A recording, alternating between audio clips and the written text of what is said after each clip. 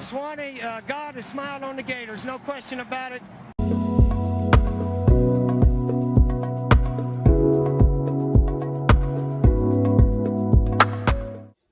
If you are a college football fan, you more than likely have heard of the name Josh Pate. Josh Pate is a college football commentator, and throughout the year, he does live streams and uploads videos and covers the sport of college football just like any other college football reporter. Well, maybe not a reporter, he's maybe a commentator, or what some would say. I wouldn't even describe him as this, but maybe an opinionist. But overall, he covers college football throughout the year. During the college football season, he does live streams Sundays, Tuesdays, and Thursdays, and throughout the off season, as he would say, he does streams Sundays and Thursdays. Well, last Sunday on his live stream episode 718, I believe, he was asked on X or Twitter, whichever you prefer, from a young Gator fan who wasn't old enough to remember the Gators under the Urban Meyer era. And that young fan, asked Josh Pate what his memory of that Urban Meyer era in Gainesville was like, and he detailed it. Now, when Urban Meyer was hired out of Utah, it was expected that the tempo and the intensity that surrounded SEC football and the culture that was the SEC would be a rude awakening for Urban Meyer, because he was coming from the West Coast, being out of the University of Utah. It was expected that it was going to be a humbling experience for him. Well, if anything, the results were the complete opposite. Urban Meyer was the rude awakening for the SEC, not the other way around. 6 years, 5 seasons of 9 wins or more, a pair of national titles, and a quarterback that would go on to win the Heisman, and a boatload of NFL product players that became very highly sought after NFL draft picks: Joe Hayden, Carlos Dunlap, Percy Harvin, the Pouncey brothers, Reggie Nelson, Brandon Spikes. The list goes on and on. Florida was a football factory under Urban Meyer. Urban showed that he wasn't in over his head. He not only assimilated to the SEC culture, he assimilated to the culture of what was being the head coach of the Florida Gators was like. When it came to his rivals, he ruled over them with an iron fist. He left no mercy. He would stockpile touchdowns while up 3 possessions or more in the fourth quarter. He built a culture of accountability, and he won in both dominant and defiant manner. He was 18 and excuse me. I want to make sure I get this number right. He was 16 and 2 in 18 games against Florida's top 3 rivals: Florida State, Tennessee, and Georgia. And there were times where he was defiant.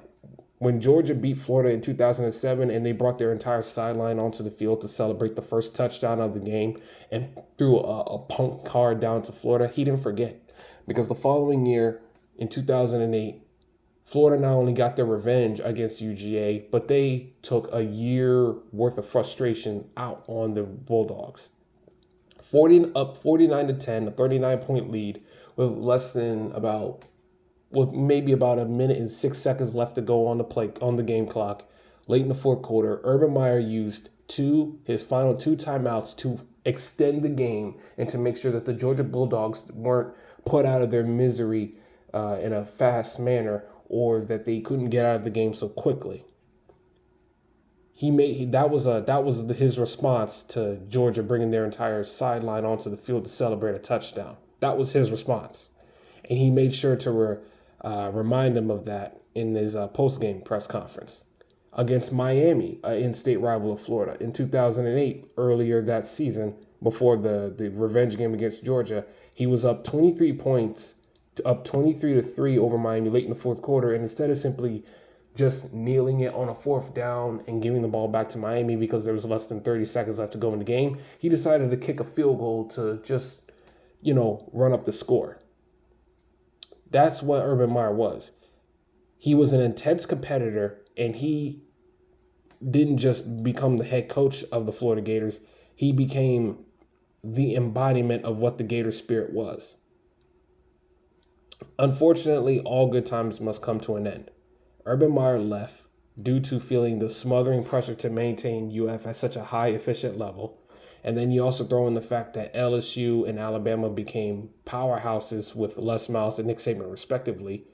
It was hard for Urban Meyer to keep recruiting and developing his players to become national championship contenders on a year in and year out basis, and he eventually left.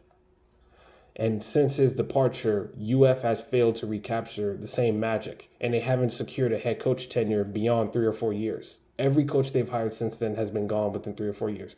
Muschamp, 4 years. McElwain, 3 years. Well, 2.5, I guess. Dan Mullen, 4 years. Billy Napier, 3.5 years. Should have been gone before that. And now here comes John Summerall out of Tulane. Now, Summerall is the complete opposite of Billy Napier. He's a breath of new energy and high volume, both at the practice field and at the podium during media press conferences. A big difference in spirit and enthusiasm compared to Billy Napier's quiet, mild-mannered, and at times monotone speeches. He is faced with the task of every new hire for a coach in a program. Build a winner. And he's done that before. Troy won a lot of games under John Summerall in his 2 years there. And Tulane did the same thing. Won the American Conference twice and made the college football playoff last year. So he has a resume that can tell you, hey, I can build these Gators into back to being the program that they once were. When you speak to the players about John Summerall, Miles Graham, Tramel Jones, Aaron Childs, Bryce Thornton, or whoever, Jaden Ball, they'll tell you mostly the exact same thing. He's hands-on, he's intense, he demands results, he's in your face, but he's on your side, and he does not allow excuses. He even said during an interview once that there was a player complaining about something during practice, and he told the player, dude, you get paid to play college football nowadays. You're a professional. Stop whining. He said that.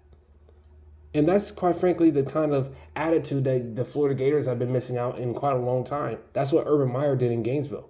He made sure the intensity and the efficiency of the practices were at the level that's demanded to win at the highest level in the sport and in the SEC.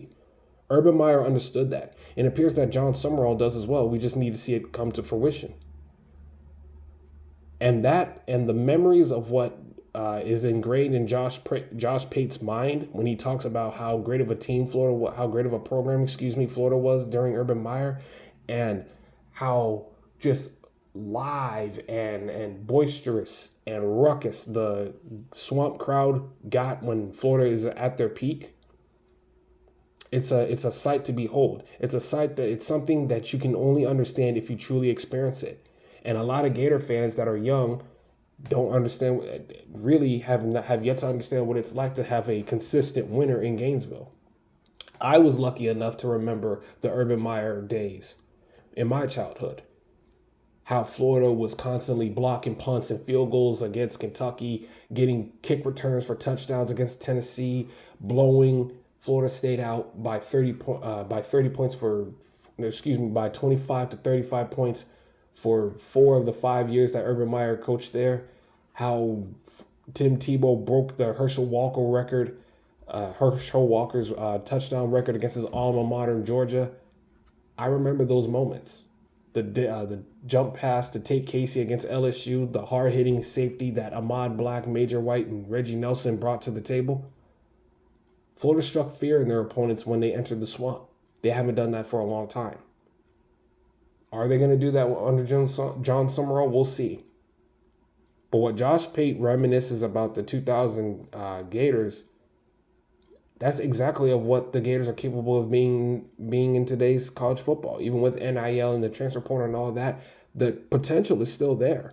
Remember that video that I did talking about Bear Bryant and how the Gators are always a sleeping giant in the SEC?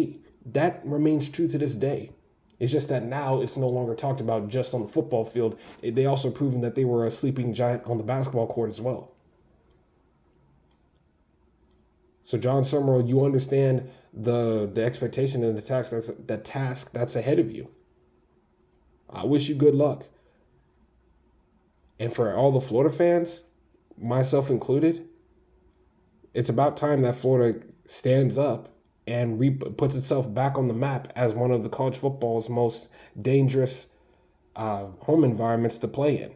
It's about time that the Florida Gators go back to being a powerhouse. It's time for that sleeping alligator to wake up, as Bear Bryant once said.